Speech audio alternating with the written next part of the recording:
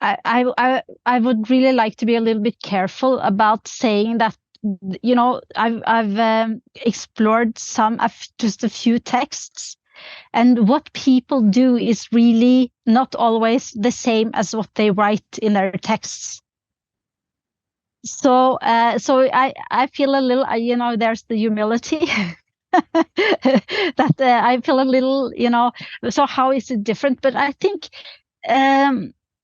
like Oscar Brennefier, who's a figure in this field, he likes to think about philosophizing as thinking in antinomies, in opposites, like mind, body, thinking, feeling, all these opposing. And then when he invites people into philosophizing, he kind of tries to get them to see from the other perspective, and it's a very painful process for many people if they're not used to it, because it really makes you turn your thinking around, and it's very rational. He doesn't use personal experiences. And then you have like Leonard Nelson, who was kind of the first in the world who really tried to make a, you know, philosophical practice. He lived in Germany during the mid-war times, you know, between around his maybe main period was in the 1920s and 30s, and he was a professor of philosophy, and he let his students kind of philosophize. He threw questions into the class and had them philosophize until they kind of lost track of where they were, kind of like using the Socratic method. But he let them, not like Socrates. Brennefier is probably more like Socrates in his way of working, while Nelson, as far as I understand from his writing, seemed to be more letting the students themselves throw questions back and forth between them. But it was still quite rational. His student again, Gustav Heckmann, he was a mathematician. He introduced the personal example, or the example, philosophizing concretely upon examples, as a way to kind of limit and create a focus. And what I've kind of done is really to get inspired by all these approaches, and also from like Finn Torbjørn Hansen in Denmark, who is more existential in his way. He's a phenomenologist, existential phenomenology, and has kind of taken the Socratic dialogue, the German tradition, into a more existential, Kierkegaard-inspired way of philosophizing, Heidegger, including Heidegger. And then you have Ran Lahav, who I've also been working with, who is more using the text from the philosophical tradition as starting points for philosophizing in a more contemplative way, kind of like how you would meet it in monasteries, Christian monasteries. So it's very different. And when I do facilitate a Dialogos retreat or a workshop, I like to try to include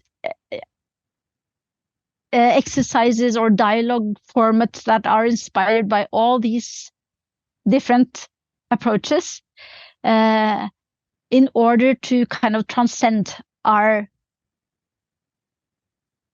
current way of thinking. Yeah, so is the Dialogos, or the way you do Dialogos, it's this kind of integrative approach, or is Dialogos has it always been this kind of integrative approach?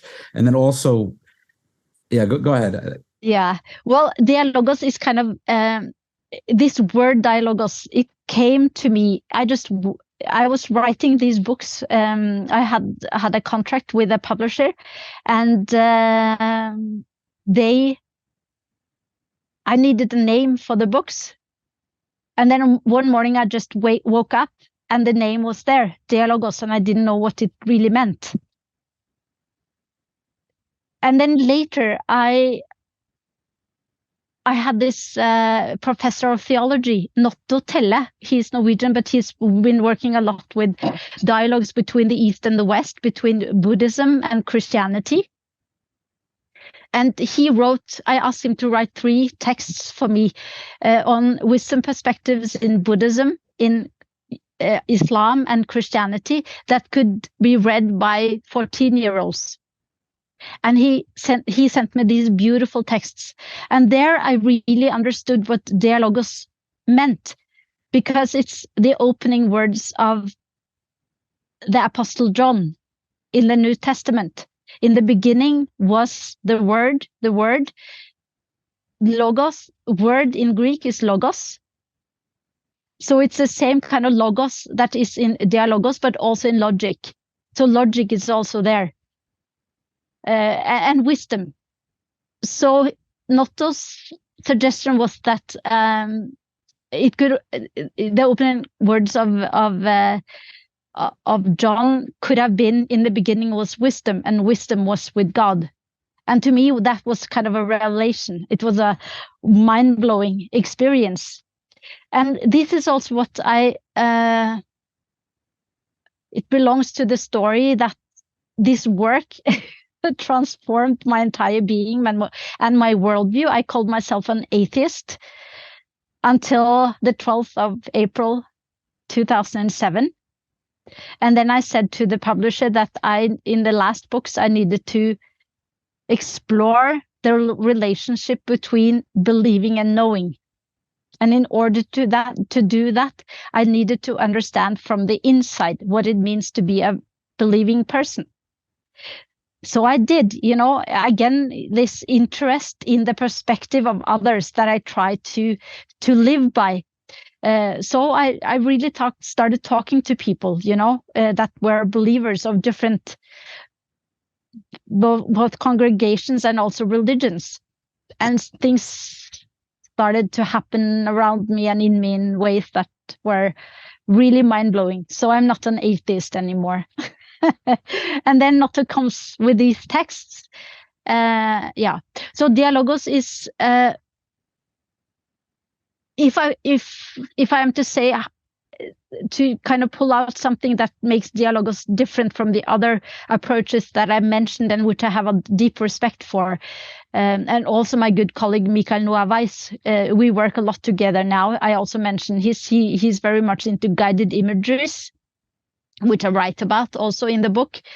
But it's probably the heart-to-heart encounters. I think that when people meet heart-to-heart, as a metaphor, of course, but when they really touch each other, both are changed. That's where healing also happened. I've been working in a psychiatric hospital for 6 years. And